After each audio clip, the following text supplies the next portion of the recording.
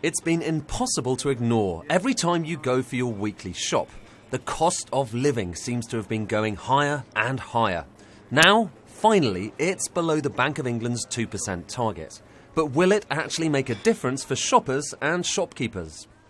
Nothing goes down, everything goes up. The only thing that goes down is what spare cash people have got because everything else has gone up. I'm frightened to buy things these days because everything is so expensive. Just get me basics, really. Same with my shopping. Money's very tight and it really is a luxury when the children get an ice cream. They can't have any extras, like flakes or toppings, which is just 30p more, but it's a lot to them. But the Chancellor is hoping the squeeze will soon come to an end. What this government has done is come in, introduced a long-term economic plan, work through that plan, and you're beginning to see that plan working for families with greater economic security. You're beginning to see it work with inflation falling. Different types of families actually have different levels of inflation because they spend on different kinds of goods.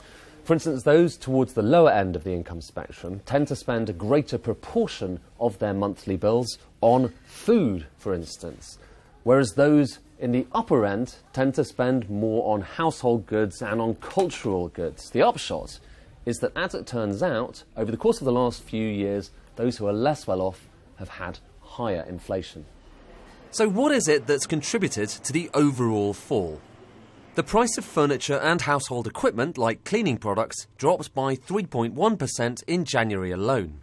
Clothing and footwear prices dropped by 5.4%, while recreation and leisure goods, which includes DVDs, were down by 0.5%.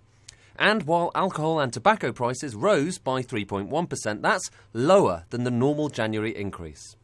Economists think the overall number may drop even further. Yes, I think it could get to as low as 1% by the end of this year, and that would ease the pressure on the MPC to raise interest rates any time soon.